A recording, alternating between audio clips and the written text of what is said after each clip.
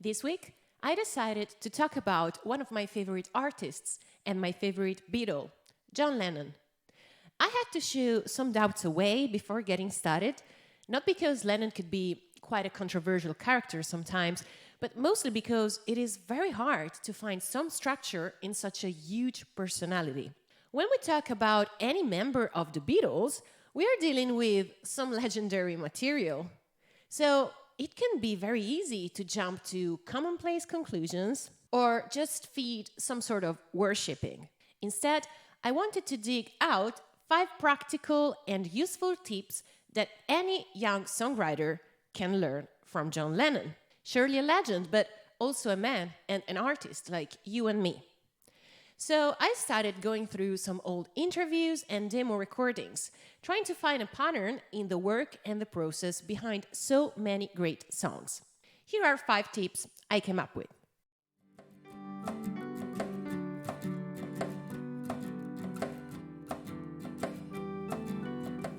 Welcome, people. I'm Nicole, an independent singer and songwriter from Italy. Thank you so much for taking the time to watch this video. My goal on this channel is to help you write better songs. Am I doing it right? If you have any questions, feedback, or if you want to suggest a topic for another video, feel free to express yourself in the comment section. Need further help with your songwriting? Check the link in the description box to subscribe to my mailing list. You will receive a few freebies that will help you in your songwriting journey, as well as a weekly newsletter on various topics about having a career as an independent musician. Now, let's go ahead with the video. Tip number 1, follow the flow. In a 1968 interview with Rolling Stone, Lennon had to reply to Jonathan Cott's questions about the many interpretations of his lyrics. Were all those philosophical analyses any good? Instead of analyzing the analysis, John said something a bit more enigmatic but also sensible. I write lyrics that you don't realize what they mean till after. Whether we look at John's contribution to the Beatles' repertoire or at his solo career, we can certainly notice he was right in saying this. It's like abstract art, really, he continued, explaining to Cott. It's just that when you have to think about it to write it, it just means that you labored at it. And when you just say it, man, you know you're saying it. It's a continuous flow.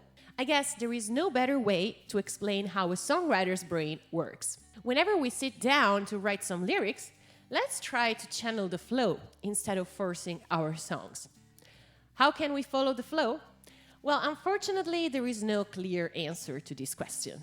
This is where the mystery about the creative process lies. The truth is, anyone has their own way to experience the flow, and anyone has their own method to enter it. When you feel less inspired and less motivated about your songwriting, that's when it gets harder to find the flow and find what you truly want to say through your song. If that's the case, there's no need to force the process. Just do something else for a while. Engage in some other creative activities or techniques. Listen to your favorite music and recharge your batteries. When you get back to your songs, however, make sure to surrender to your intuitions and your feelings. Remember, you can always edit yourself later. At the moment of writing, however, don't fight the flow. Embrace it. Tip number 2, stay in the mood. Sometimes we get tired of working on a song and we decide to leave it for later. While it is essential to have breaks and it is better to change our focus to something different rather than forcing the process, as we have just highlighted in the previous section of the video, interrupting our songwriting process for too long can result in a huge risk. You could lose the mood that triggered the song in the first place. This is something John Lennon pointed out to George Harrison, according to a 1969 interview with the author of the song Something. John gave me a handy tip. He said, once you start to write a song, try to finish it straight away while you're still in the same mood. Sometimes you go back to it and you're in a whole different state of mind. So now I do try to finish them straight away. Staying in the right mood can actually help you find the flow we were talking about in the previous section. At the same time, however, I personally find it is very important to get back to the song in a second moment with a different state of mind. By listening to what we created in a more neutral mood, we can understand whether the tune works or not. However, this is my personal take on the matter, and John would probably hate it. Tip number 3, recycle bits and pieces from other songs. Although Lennon would often stay in the mood and in the flow while writing his songs, he also had another approach. Tom Waits refers to this process as the Frankenstein approach, where you pick bits and pieces of a song and stitch them together with other parts of another song to come up with a completely new tune. John Lennon would often do that, and with brilliant results too. The first example that comes to mind is Real Love, a song published way after Lennon had died. Initially, the song was called Real Life, and it featured completely different melodies and lyrics. The chorus of this song draft, however, became the chorus of Real Love. According to some sources, another unpublished Lennon song, Baby Make Love to You, contributed to the final version of the posthumous 1996 single. Another example is Happiness is a Worm Gun. This is a great lesson we can learn as songwriters. We can find a missing verse or line in a different tune we have previously drafted. We can take advantage of our song's archive at any time and give some of our forgotten material a second chance and a new life. Tip number 4, study some piano and guitar. Lennon was far from being a virtuoso pianist or guitarist. However, he could approach both of these instruments in interesting ways, finding effective chord progressions and melody lines for his songs.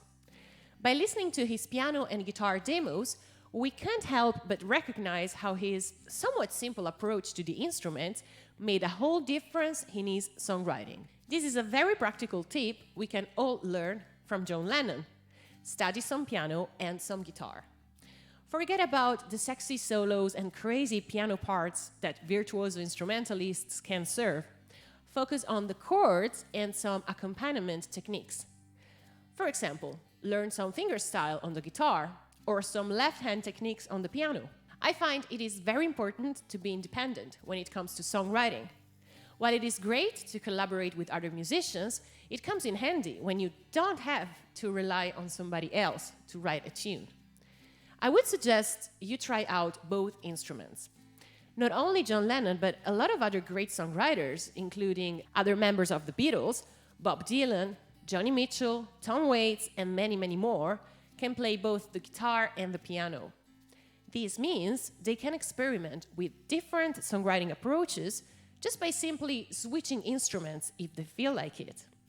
This is a great advantage to have, one I feel John Lennon exploited very wisely. You can do it too. Tip number 5, embrace your personality. The last tip for today is a bit less practical, but quite important nonetheless. John Lennon had a huge personality, and he never forgot to embrace it in any of his numerous songs. It didn't matter how weird, controversial, or discussed his lyrics could be. He would write about anything, from politics to love, from sex to drug use, without censoring or repressing himself.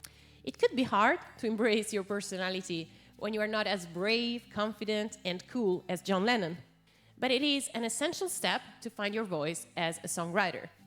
After all, you don't have to be loud, controversial, or extremely confident. Your personality can also be the opposite. What's important is that you are authentic and that you let your inner world overflow into your songs. One way of achieving this is to write about the things you know. Focus on your life experiences and your feelings to find the inspiration for your next song. Of course, you could also end up with a fictional tale. In fact, to make your songs more interesting, I encourage you to see them as stories with defined characters and environments rather than personal outbursts. However, even when writing a fictional piece, you can take the inspiration and the concepts around it from your own world. This way, you will be authentic and you will let your personality shine through your music. All right, people, I hope these 5 tips inspired by John Lennon were useful. Let me know in the comments. And don't forget to leave a like and subscribe to the channel if you enjoyed this video. Meanwhile, happy songwriting. Rock on. Ciao.